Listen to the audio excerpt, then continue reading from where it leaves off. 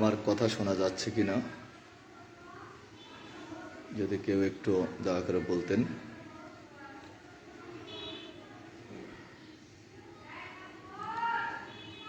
বিসমিল্লাহির রহমানির রহিম। প্রিয় সহযোদ্ধাবৃন্দ, অত্যন্ত দুঃখ ভারাক্রান্ত মন নিয়ে আমি লাইভে এসেছি। আমাদের বোন ফাতেমা আক্তার, যিনি আজ সকাল 10টায় মিরপুরের অলোক হাসপাতালে চিকিৎসাধীন অবস্থায় মৃত্যুবরণ করেছেন। বাংলাদেশ প্রাথমিক শিক্ষকদের 8 নভেম্বর একটি কালো অধ্যায়। 8 নভেম্বর বাংলাদেশ প্রাথমিক শিক্ষক সম্মান পেতে, সম্মানের লড়াইয়ে তারা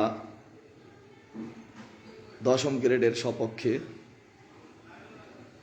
ঢাকা শহীদ মিনারে সমবেত হন, অবস্থান কর্মসূচি পালন করেন এবং বিকেল 3টায় শাহবাগে প্রশাসনের কাছে কলম সমর্পণ একটি কর্মসূচিতে পুলিশ বেধড়ক লাঠিচার্জ, টিয়ার সেল এবং সাউন্ড গ্রেনেড নিক্ষেপ করে জল কামানের মাধ্যমে শিক্ষকদেরকে রক্তাক্ত করে আহত করে। আজ 16ই অক্টোবর। 8 অক্টোবর থেকে আজ পর্যন্ত অনেক শিক্ষক হাসপাতালে, নিজ বাড়িতে, ক্লিনিকে, বিভিন্ন জায়গায় শিক্ষকরা মৃত্যুর সাথে পাঞ্জা লড়ছে। আমার বোন ফাতেমা আক্তার আজ মৃত্যু দিয়ে প্রমাণ করলেন যে শিক্ষকই শ্রেষ্ঠ, শিক্ষকই সেরা। শিক্ষকদের সম্মানের জন্য, শিক্ষক অধিকারের জন্য আমার বোন তার জীবন বিসর্জন দিয়েছেন।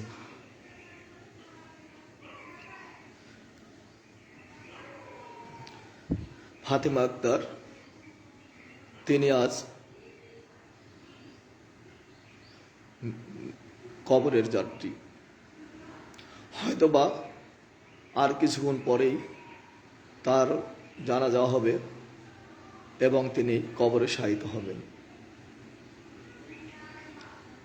এমনই অনেক ফাতেমা হয়তো এই 10ম গ্রেডের জন্য প্রাণ বিসর্জন দেবেন। 8 নভেম্বর 2025 আমার চোখের সামনে আমি যা দেখেছিলাম, প্রাণ বাঁচানোর জন্য আমার শিক্ষক ভাই ও বোনেরা, সহযোদ্ধারা এদিক দিক বিদিক ছুটছিলেন এবং সারা শরীরে রক্ত নিয়ে ঢাকা মেডিকেলে ভর্তি হলেন, চিকিৎসা নিলেন। কিন্তু আজ সকাল 10টায় আমার বোন ফাতেমা মিরপুর কলক হাসপাতালে ইন্তিকাল করেন। ইন্না লিল্লাহি ওয়া ইন্না ইলাইহি রাজিউন। প্রিয় সহকর্মীবৃন্দ, আমি আমার বোন সহ বাংলাদেশের টেকনাফ থেকে তেঁতুলিয়া, রূপসা থেকে সাটুরিয়ার যে সকল শিক্ষক বন্ধুরা কেন্দ্রীয় শহীদ মিনারে 10ম গ্রেডের জন্য উপস্থিত হয়েছিলেন, সেই বন্ধুদেরকে কাফনের কাপড় জড়িয়ে স্পর্শ করিয়ে শপথ করিয়েছিলাম যে 10ম গ্রেড বাস্তবায়নের আগ পর্যন্ত আমরা মাঠ ছেড়ে যাচ্ছি না। আমার বোন ফাতেমা আক্তার ঠিকই চলে গেলেন সেই কাফনের কাপড় জড়িয়ে, কিন্তু 10ম গ্রেড কোথায় পেলাম? আমি আর 10ম গ্রেড চাচ্ছি না, আমি আমার বোনের প্রাণ ভিক্ষা চাচ্ছি। আমার যে সকল ভাইয়েরা রক্তাক্ত হয়েছিলেন সেই সকল ভাইদের রক্ত ফেরত চাচ্ছি। কি দোষ করেছিল আমার শিক্ষক ভাই বোনেরা? কি অপরাধ করেছিল? তারা কি কারো উপরে আক্রমণ করেছিল? তারা কি কাউকে আঘাতপ্রাপ্ত করেছিল? তবে কেন আমার এই ভাইদের উপরে এমন অত্যাচার, আমাদের উপরে এমন অত্যাচার করা হলো? আমি আপ্রাণ চেষ্টা করেছিলাম আমাদের নেতৃবৃন্দদের একত্রিত করার জন্য। আমি আমার মাথার ঘাম পায়ে ফেলেছিলাম। আমি আমার শরীর অসুস্থতা নিয়েও আমি দিন রাত 24 ঘন্টা সকল নেতৃবৃন্দের সাথে আলাপ করেছিলাম, যাতে করে আমরা একত্রিত হয়ে একটি প্ল্যাটফর্মে এসে এই আন্দোলন করা যায়। আমি 10টি দলের সংগঠন, ঐক্য সংগঠনের সাথে ওতপ্রোতভাবে জড়িত ছিলাম। আমি 4 সংগঠনের বাস্তবায়ন সমিতির সাথে আমি ওতপ্রোতভাবে জড়িত ছিলাম। চেষ্টা করেছিলাম এই 2টি ঐক্যকে একটি মহা ঐক্যে পরিণত করার জন্য, এবং আমি সেই চেষ্টায় সফল হয়েছিলাম। ঢাকা প্রেস ক্লাবের উল্টো দিকে Dhaka ideal school and college, ideal model স্কুলে, সরকারি প্রাথমিক বিদ্যালয়ে 2 দলের নেতৃবৃন্দকে একত্রিত করে একটি মহাঐক্যেরও চেষ্টা করেছিলাম। এমনকি বলেছিলাম যে 8 তারিখে না হয়ে 16 তারিখে হোক, দেশের ক্রান্তিকাল চলছে। আবার বলেছিলাম 8 তারিখে হলো হয়তো 11তম গ্রেডের জন্য হোক বা 10ম গ্রেডের জন্য হোক, অনেক প্রস্তাব দিয়েছিলাম। কিন্তু আমার 14 দলের সংগঠনের নেতৃবৃন্দকে আমি বোঝাতে অক্ষম হয়েছিলাম, পারিনি একত্রিত করতে। কিন্তু সেই একত্রিত করতে পেরেছিলাম আমি, কিন্তু সর্বস্ব হারিয়ে আমি আমার 11টি সংগঠন, ঐক্য সংগঠন এবং বাস্তবায়ন সংগঠনকে একত্রিত করতে পেরেছিলাম, কিন্তু তখন আর সময় ছিল না।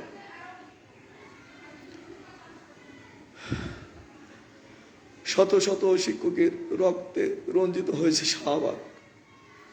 শত শত শিক্ষক কাটিয়েছিলেন ঢাকা মেডিকেলে জরুরি বিভাগে। আমি কাফনের কাপড় জড়িয়েছিলাম। অসুস্থ আহত শিক্ষকদেরকে বাঁচানোর জন্য আপ্রাণ চেষ্টা করেছিলাম। তাদের নিয়ে দৌড়ঝাঁপ করেছিলাম কিভাবে একজন শিক্ষককে চিকিৎসা করা যায়।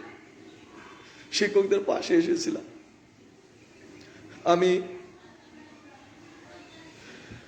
কেন্দ্রীয় শহীদ মিনারে এসে শামসুদ্দিন মাসুদ এবং কাশেম ভাইয়ের মুখে এদেরকে আমি বাঁচানোর চেষ্টা করেছিলাম। খায়রুন নাহার লিপিকে বাঁচানোর চেষ্টা করেছিলাম। সেদিন তাদের কাছ থেকে জেনে নেবেন। শামসুদ্দিন মাসুদ, কাশেম ভাই কান্না স্বরে আমাকে বলেছিল, ইউনুস ভাই এখন কি করা যাবে? তাৎক্ষণিকভাবে আমি বলছি যে দেখি কি করা যায়। আমি ঐক্য সংগঠনের নেতৃবৃন্দদেরকে ফোন করি এবং তাদের ধরিয়ে দেই। তারা কান্না স্বরে সবাইকে আসার জন্য অনুরোধ করেন এবং কেন্দ্রীয় শহীদ মিনারে অর্থাৎ ঢাকা মেডিকেলে ঐক্য সংগঠনের নেতৃবৃন্দ আসেন এবং আহাজারি দেখে, শিক্ষকদের রক্তস্নাত ঢাকা মেডিকেলের ফ্লোর দেখে সবাই আমরা শিউরে উঠি এবং সেই রাত্রেই ঐক্য সংগঠন, বাস্তবায়ন সংগঠনকে একত্রিত করার চেষ্টা করি এবং 9 তারিখ রোববার সেই ঐক্য সংগঠনের নেতৃবৃন্দদেরকে নিয়ে কেন্দ্রীয় শহীদ মিনারে একাত্মতা, এই আন্দোলনের জন্য একাত্মতা ঘোষণায় করা হয়। কিন্তু আমি তো এগুলি চাইনি। আমি তো চেয়েছিলাম সকল নেতৃবৃন্দ একত্রিত হয়ে ঐক্যবদ্ধ সিদ্ধান্তে এই আন্দোলনটি হবে, শিক্ষক মর্যাদার জয় হবে। আজ যদি সেদিন 8 তারিখে যদি সকল শিক্ষক যদি এক স্থানে যদি থাকতেন, তাহলে হয়তো এই প্রাণ হারাতে হতো না, এই রক্তস্নাত নদী হতো না। কিন্তু আমরা কেন একত্রিত হতে পারছি না? আমরা কেন একক চিন্তা নিয়ে ব্যস্ত থাকি? একজন আরেকজনকে নিয়ে আমরা কেন হিংসে করি? একজন আরেকজনকে নিয়ে কেন আমরা এমন বিবাদ করি? এই সংগঠন দিয়ে কি হবে? আমি সেদিন বলেছিলাম সংগঠনকে, যে ধরনের কথাবার্তা সংগঠনের নেতৃবৃন্দদেরকে বলেছিলাম, আমি মনের কষ্টে সেদিন বলেছিলাম এবং সেই কষ্ট মাখা গুলো আমার সংগঠনের সভাপতি মণ্ডলীগণ বুঝতে পেরে তারা একত্রিত হয়েছিলেন এবং এক হয়ে একই সুতায় এই কেন্দ্রীয় শহীদ মিনারে এসে পরবর্তীতে কার্যক্রমে অংশগ্রহণ করেন। কিন্তু পরিশেষেও সেই শেষ হয়নি, পরিশেষের সেই শেষ হলো না। কি হবে এই সংগঠন দিয়ে যদি শিক্ষকদের সম্মান যদি না থাকে, শিক্ষকদের এভাবে যদি মৃত্যু হতে হয়? আমি কাফনের কাপড় হাতে নিয়েছিলাম। কেন নিয়েছিলাম? কি জন্য নিয়েছিলাম? আমি নিয়েছিলাম সকল নেতৃবৃন্দদেরকে কাফনের কাপড় জড়িয়ে আমি তাদেরকে প্রতিজ্ঞাবদ্ধ করাতে চেয়েছিলাম, যাতে করে এই শহীদ মিনারে হাজার হাজার শিক্ষকের মাঝে তারা যেন প্রতিজ্ঞাবদ্ধ হয়, শিক্ষক আন্দোলনে সবাই যেন এক হয়ে কাজ করে। এই জন্যই এটাই ছিল আমার মূল লক্ষ্য। এবং হাজার হাজার শিক্ষক সেদিন কাফনের কাপড়ে স্পর্শ করে 2 হাত উপরে তুলে আমার সাথে সেই প্রতিজ্ঞা করেছিল যে আমরা বাঁচতে হলে একসাথে বাঁচবো, মরতে হলে একসাথে মরব। কিন্তু আমরা দের ছেড়ে বেঁচে রইলাম, কিন্তু আমাদের ছেড়ে অনেক বন্ধু রক্তাক্ত হলো। অনেকে আজকে ফাতেমা মৃত্যুবরণ করলো, কালকে হয়তো আরেকজন, পরশু আরেকজন। আমরা কি পারি না আমাদের নেতৃবৃন্দ যারা রয়েছেন তারা একজন আরেকজনের কুৎসা বন্ধ করে সবাই সোচ্চার হয়ে এক বৃন্তের থেকে আমরা শিক্ষক মর্যাদার আন্দোলন করতে? এই ফাতেমা দেখিয়ে দিল যে শিক্ষক আন্দোলন কাকে বলে। মৃত্যুর মাধ্যমে ফাতেমা প্রমাণ করে গেল সকল শিক্ষক এক হও। কাফনের কাপড় যখন হাতে ধরে প্রতিজ্ঞা করেছিলাম, তখন এই কাফনের কাপড়কে স্মরণ করো। এই কাফনের কাপড় যেহেতু শেষ বিদায়ের কাপড়, আর এই শেষ বিদায়ের কাপড়কে স্পর্শ করে যারা প্রতিজ্ঞা করেছিল, আমি আশা করব সেই শিক্ষক, সেই নেতৃবৃন্দ এই ফাতেমার রক্ত, ফাতেমার প্রাণ, মৃত্যু বৃথা যেতে দিতে পারে না। ফাতেমার মৃত্যু বৃথা যেতে পারে না। যদি শিক্ষকদের, নেতাদের দেহে এক বিন্দু পরিমাণ রক্ত থেকে থাকে, তাহলে এই ফাতেমার মৃত্যুর মাধ্যমে সবাই একত্রিত হবে এবং পরবর্তী কর্মসূচি পালন করবে। বাংলার শিক্ষক এক হও, ঐক্যবদ্ধ হও। যে কাফনের কাপড় স্পর্শ করে প্রতিজ্ঞাবদ্ধ হয়েছিলাম কেন্দ্রীয় শহীদ মিনারে, সেই কাফনের কাপড়কে সাক্ষী রেখে সবাই আজও প্রতিজ্ঞাবদ্ধ হও। ফাতেমা নয়, ফাতেমার মৃত্যু হয়নি। ফাতেমা 10ম গ্রেডের মাঝে জীবিত থাকবে এবং ফাতেমার এক ছেলে এক মেয়ে এবং ইডেন কলেজের ছাত্রী, অনার্স মাস্টার্সের ছাত্রী, সে জীবন দিয়েছে এই 10ম গ্রেডের জন্য, এই শিক্ষক সম্মানের জন্য।